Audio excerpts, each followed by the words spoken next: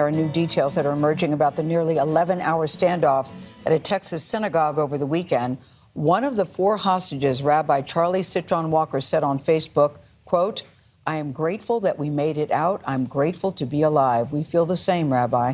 CBS News has learned that the rabbi spoke with President Biden yesterday. He joins us for an interview you're seeing first on CBS Mornings.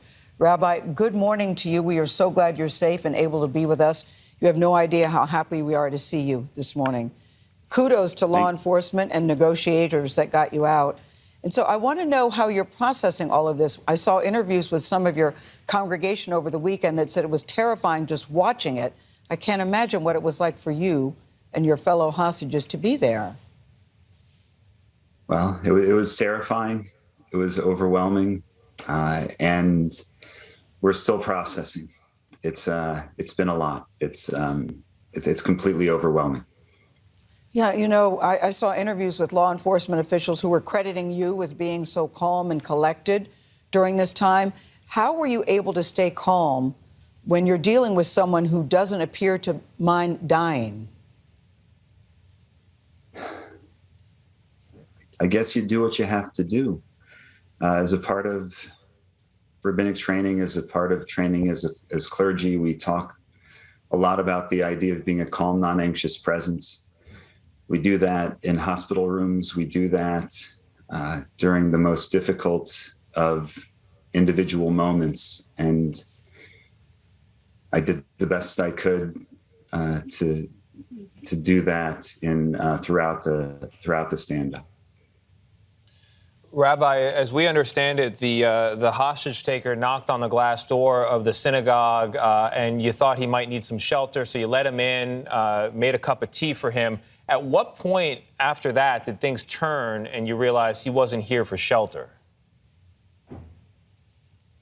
When I took him in,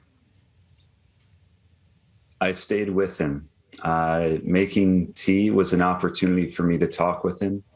And in that moment, I didn't hear anything suspicious. In some of his story didn't quite add up, so I was a little bit curious, but that's not necessarily an uncommon thing. It was during prayer, while we were praying, and my back was turned. We face towards Jerusalem when we pray. Right before he revealed himself, but this was, plenty of time in. I heard a click, and it could have been anything, and it turned out that it was his gun. Were you and any of the other hostages? Say that again, please. Sorry. Were you and any of the other hostages ever physically hurt or threatened by this man? Did he harm you physically? Well, I guess we were threatened the entire time, but no, fortunately, none of us were physically injured. He didn't strike. You hear that click, that's got to be absolutely terrifying. I've heard you say that the congregation had training not that long ago for a situation where someone drew a gun, and that's what saved your life. How so? Well, so for the past few years, we've had training with, but it's not training. It's, I guess, courses, instruction with the FBI, with the Colleyville Police Department, with the Anti-Defamation League, with Secure Communities Network. And they really teach you in those moments that when your life is threatened, you need to do whatever you can to get to safety. You need to do whatever you can to get out.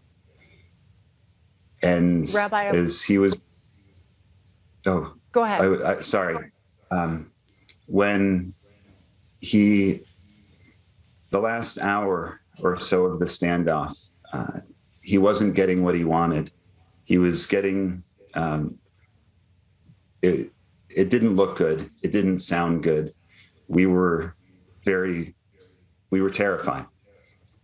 And when I saw an opportunity where he wasn't in a good position, made sure that the two gentlemen who were still with me, that they were ready to go. The exit wasn't too far away. I told them to go. I threw a chair at the gunman, and I headed for the door. And all three of us were able to get out without even a shot being fired. Rabbi, it's amazing. And you talk about that training and that leading to some of this. You know, for so many people, when we saw this headline, we thought of Pittsburgh right away and the Tree of Life. And I'm curious, knowing how some people there feel about going back into their synagogue, which they have not done as a congregation. Have you thought about going back to your congregation at this point, back into that building? Oh, of course. It's something that we're definitely going to do. Unfortunately, we've experienced just great difficulty and challenge as a people. And at the same time, we've experienced great resilience.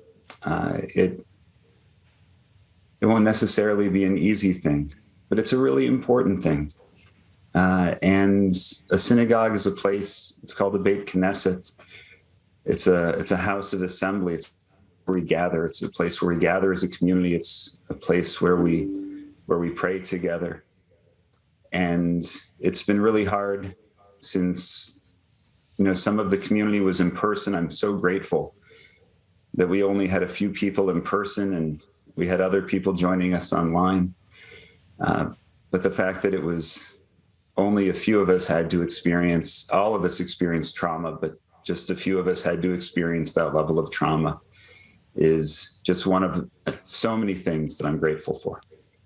Well, and so many are grateful that you were there with them, obviously, in that moment and knowing what to do. Rabbi, I know that the Jewish community and all faiths were praying with you yesterday. Thank you, Rabbi Charlie Cytron-Walker. We appreciate you sharing your story. And I just want to give thanks and appreciation for all of the love and all of the support from the Jewish community, my people, from the Muslim community, from the Christian community, from all faiths, all backgrounds, friends, acquaintances, strangers, all over the world. It's truly been overwhelming. Thank you so much. Rabbi, thank you. So good to see you.